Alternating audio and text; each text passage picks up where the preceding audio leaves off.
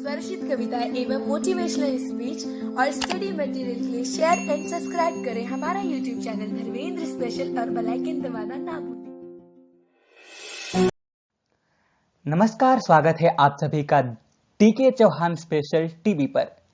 मैं विशेष रूप से स्वागत करता हूं कक्षा 10वीं के छात्र एवं छात्राओं का, जो इस समय कक्षा 10वीं में अध्ययन कर रहे हैं। आज हम पढ़ेंगे हिंदी व्याकरण के अंतर्गत। आज का मेरा पहला वीडियो है जो कि है पद परिचय का। तो सबसे कठिन अक्षर में सुना है बच्चों को कि यही लगता है पद परिचय। तो आइए हम जानते हैं कि पद परिचय होता क्या है। उससे पहले मेरा आप सभी से विनम्र निवेदन है कि सबसे पहले आप सभी लोग अपना पेन और कॉपी साथ में लेकर बैठें, ताकि जो मैं आपको इंपॉर्टेंट बातें बताऊं उसे आप नोट कर पाएं। तो आइए वीडियो शुरू करते हैं। तो शब्दों का व्याकरणिक परिचय पद परिचय कहलाता है, ठीक है। तो उससे पहले हम जानते हैं पद क्या होता है। तो वाक्य में प्रयुक्त होने वाले शब्द, वाक्य में प्रयुक्त किए गए शब्दों को पद कहते हैं, और पद का व्याकरणिक परिचय देना पद परिचय कहलाता है। एक बार फिर से मैं समझाने का प्रयास करता हूं। वाक्य में प्रयुक्त होने वाले शब्दों को पद कहते हैं, जबकि पद का व्याकरणिक परिचय देना पद परिचय कहलाता है। आई होप आप सभी को समझ में आ रहा होगा। अब हम ये जानते हैं कि पद परिचय बताने के लिए जरूरी बातें क्या क्या हैं। पहले तो पद परिचय बताने के लिए पद के भेद, उपभेद, लिंग, वचन, कारक आदि का आप सभी को ज्ञान होना जरूरी है। यदि आपको यह ज्ञान नहीं है तो आप पद परिचय नहीं बता पाएंगे, राइट। तो आइए अब शुरू करते हैं पद परिचय। तो पद परिचय के लिए आवश्यक संकेत, जैसे किसके अंदर क्या क्या बताना होता है ये मैं बता रहा हूं, ठीक है। जैसे संज्ञा, संज्ञा के अंदर जाति वाचक संज्ञा, व्यक्तिवाचक संज्ञा, भाववाचक संज्ञा, ठीक है। तो जैसे संज्ञा के भेद, लिंग, वचन, कारक, क्रिया के साथ संबंध, ठीक है। दूसरा सर्वनाम, सर्वनाम के भेद, पुरुषवाचक, निजवाचक जो भी सर्वनाम है, लिंग, वचन, क्रिया के साथ संबंध, और विशेषण, विशेष के भेद, लिंग, वचन, ये हर एक में आएगा, ठीक है। लिंग, वचन, विशेष। उसी प्रकार क्रिया, क्रिया दो प्रकार की होती है, आपको पता है, अकर्मक और सकर्मक। तो क्रिया, क्रिया के भेद, लिंग, वचन, पुरुष, और क्या है, धातु, काल, वाच्य, कर्ता, कर्म, इसमें यह बताना होता है का संबंध, ठीक है।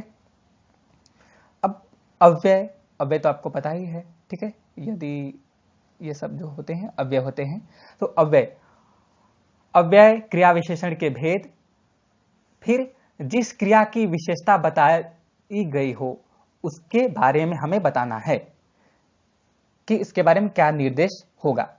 फिर समुच्चय बोधक, संबोधक, विस्मयाधिबोधक, और तथा उनका संबंध, निर्देश आदि, इनका विशेष ज्ञान होना आप सभी को जरूरी है। यदि आपको ये नहीं पता है तो हमें कमेंट करके बताएं, ताकि हम इसके ऊपर एक वीडियो बना पाएं।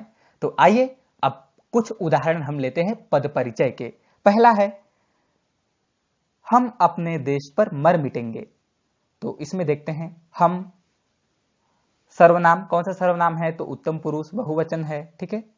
पुल्लिंग, हम करता है और कारक करता है, ठीक है। अपने सर्वनाम, निज, यानी हम अपनी बात कर रहे हैं तो निजवाचक सर्वनाम आ जाएगा, पुल्लिंग, एक वचन, और संबंध कारक, ठीक है। देश के साथ संबंध है इसका। और देश पर संज्ञा कौन सी है, स्थान का बात आता है तो जातिवाचक, स्थान की बात आता है तो जातिवाचक। और पुल्लिंग, एक वचन, अधिकरण कारक, जहां पर भी में या पर का साइन हो वहां पे अधिकरण कारक का प्रयोग होता है। तो आइए आगे हम बात करते हैं।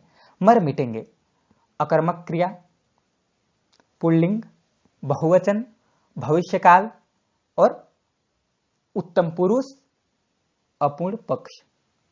कर्तृवाच्य, आपने वाच्य पढ़ा होगा, नहीं पढ़ा है तो बताइएगा, मैं जरूर कोशिश करूंगा कि पढ़ाऊं। कर्तृवाच्य, भाववाच्य और कर्मवाच्य। फिर हम कर्ता के साथ क्रिया का संबंध है। ठीक है, हम जो है कर्ता है और जो क्रिया है इसके साथ हम का संबंध है। उसी प्रकार हम दूसरा लेते हैं, रमेश वहां 10वीं कक्षा में बैठा है। तो पहले रमेश संज्ञा, व्यक्तिवाचक संज्ञा है ये, पुल्लिंग एक वचन, कर्ता कारक है ये, बैठना क्रिया का कर्ता से संबंध है। ठीक है, बैठना क्रिया है। और वहां, वहां यानी कोई स्थान है तो स्थानवाचक क्रिया विशेषण, बैठा है क्रिया का स्थान निर्देश कि किसी स्थान पर कहां बैठा है, 10वीं कक्षा में बैठा है। तो 10वीं विशेषण कौन सा विशेषण है, संख्यावाचक विशेषण है। और कर्मसूचक क्योंकि बैठने का काम कर रहा है। स्त्रीलिंग एक वचन, कक्षा विशेष्य का विशेषण है। कक्षा में संज्ञा कौन सी संज्ञा है, जातिवाचक स्थान है, जातिवाचक संज्ञा। स्त्रीलिंग एक वचन, अधिकरण कारक, फिर में आया यहां पे तो इसलिए अधिकरण कारक। बैठा क्रिया से संबंध, बैठा है अकर्मक क्रिया है, पुल्लिंग एक वचन है और अन्य पुरुष पूर्ण पक्ष कर्तृवाच्य। ओके, इसका कर्ता रमेश है, आपको पहले ही पता है। भाग कर जाओ और कुछ बाजार से तो लाओ, भाग कर जाओ और कुछ बाजार से तो लाओ। देखिए, भाग कर पूर्वकालिक क्रिया, पहले भाग कर जाओ, ठीक है, पूर्वकालिक क्रिया। और रीतिवाचक क्रिया विशेषण है ये। बाजार से जातिवाचक संज्ञा आ जाएगी, यहां पे संज्ञा है ये। पुल्लिंग एक वचन, अपादान कारक, किसी चीज से अलग होने की क्रिया में अपादानक कारक का प्रयोग होता है। कौन सा कारक, अपादान कारक। तो आई होप आप सभी को समझ में आ रहा होगा। और कुछ की अगर हम बात करें तो अनिश्चयवाचक सर्वनाम, यहां पे कोई सामान नहीं निर्धारित की गई है कि क्या लाएगा, इसलिए अनिश्चयवाचक सर्वनाम। देखिए, सर्वनाम भी 6 प्रकार के होते हैं। इसका सूत्र अगर हम सरल शब्दों में याद करना चाहें तो पुरुष निज संबंधों में निश्चय अनिश्चय के प्रश्नों में उलझा रहता है। पुरुषवाचक, निजवाचक, अनिश्चयवाचक, निश्चयवाचक, प्रश्नवाचक और संबंधवाचक, ये सर्वनाम हैं। तो हमने क्या बताया कि अनिश्चयवाचक सर्वनाम पुल्लिंग एक वचन और कर्मकारक, ठीक है। तो क्या है, निपात। तो आई होप आप सभी को वीडियो अच्छी लगी होगी। अब मैं आप सभी को कुछ प्रश्न देता हूं हल करने के लिए, जो कि आप हमें कमेंट में बता सकते हैं या फिर मेरा व्हाट्सएप नंबर आपको डिस्क्रिप्शन में मिल जाएगा। तो आइए पहला प्रश्न पर हम गौर करते हैं। पहला प्रश्न है, भूषण अंडरलाइन है, वीर रस के कवि थे। दूसरा, पहला प्रश्न हम फिर से एक बार रिपीट करते हैं। भूषण वीर रस के कवि थे, इसमें भूषण को अंडरलाइन किया गया है, इसका पद परिचय बताना है। दूसरा, वह कल आएगा, इसमें वह और आएगा को अंडरलाइन किया गया है। रिपीट, वह कल आएगा। तीसरा, मैं 10वीं कक्षा में पढ़ता हूं, इसमें मैं 10वीं ये अंडरलाइन है और पढ़ना भी पढ़ता अंडरलाइन है। चौथा, वह अचानक दिखाई पड़ा, इसमें वह अचानक अंडरलाइन है।